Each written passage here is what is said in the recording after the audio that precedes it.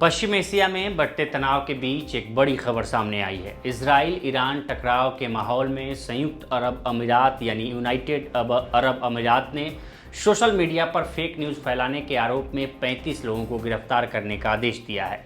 उनमें 19 भारतीय नागरिक शामिल हैं। पीटीआई की रिपोर्ट के मुताबिक यूएई के अटॉर्नी जनरल डॉक्टर हमद सैफ अल शम्सी ने कहा कि डिजिटल प्लेटफॉर्म की निगरानी के दौरान कुछ ऐसे अकाउंट्स और वीडियो सामने आए जिनमें झूठी और भ्रामक जानकारी फैलाई जा रही थी।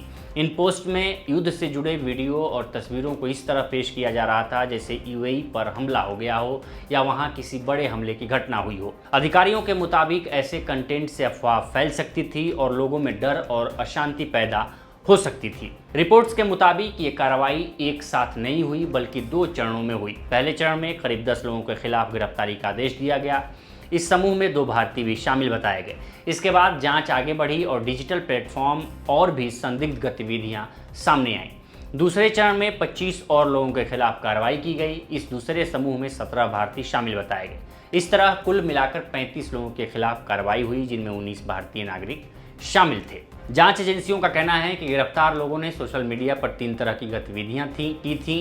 कुछ लोगों ने पुराने युद्ध के वीडियो या किसी दूसरे देश के हमले के वीडियो को यूएई का बताकर शेयर किया था।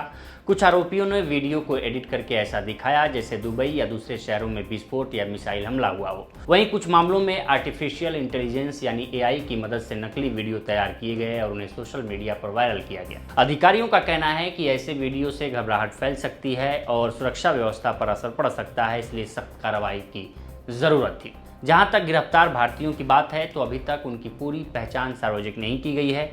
यूएई की तरफ से नाम, पासपोर्ट या शहर की जानकारी जारी नहीं की गई है। हालांकि गल्फ देशों से जुड़ी मीडिया रिपोर्ट्स और प्रवासी समुदाय के सूत्रों के मुताबिक ये भारतीय वहां काम करने वाले प्रवासी कर्मचारी हैं।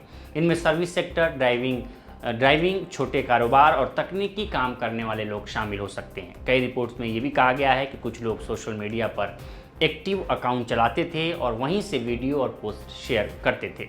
राज्यों की बात करें तो अभी तक किसी राज्य की यह आधिकारिक पुष्टि नहीं हुई है, लेकिन अनुमान उन राज्यों को लेकर लगाया जा रहा है जहां से बड़ी संख्या में लोग खाड़ी देशों में काम करने जाते हैं। इनमें केरल, तमिलनाडु, तेलंगाना, आंध्र प्रदेश, उत्तर प्रदेश, बिहार और गुजरात जैसे राज्य शामिल बताए जा रहे हैं। इन राज्यों से बड़ी संख्या में भारतीय दुबई, अबू धाबी और दूसरे अमीरात में काम करते हैं। हालांकि जब तक आधिकारिक सूची जारी नहीं होती तब तक इसे केवल अनुमान ही माना जाएगा। अब सवाल ये है कि गिरफ्तारी के बाद इन लोगों के साथ क्या होगा। रिपोर्ट्स के मुताबिक सभी आरोपियों को फास्ट ट्रैक ट्रायल के लिए भेजा जा सकता है। यूएई के साइबर क्राइम और फेक न्यूज़ से जुड़े कानून काफ़ी सख्त हैं। अगर कोई व्यक्ति सोशल मीडिया पर झूठी खबर फैलाता है या ऐसी सामग्री पोस्ट करता है जिससे सार्वजनिक व्यवस्था प्रभावित हो सकती है तो उसे जेल और भारी जुर्माने का सामना करना पड़ सकता है। कुछ मामलों में कम से कम 1 साल तक की जेल और 1 लाख दिरहम तक का जुर्माना लगाया जा सकता है। भारतीय रुपए में ये रकम करीब 22 से 23 लाख रुपए के आसपास बैठती है।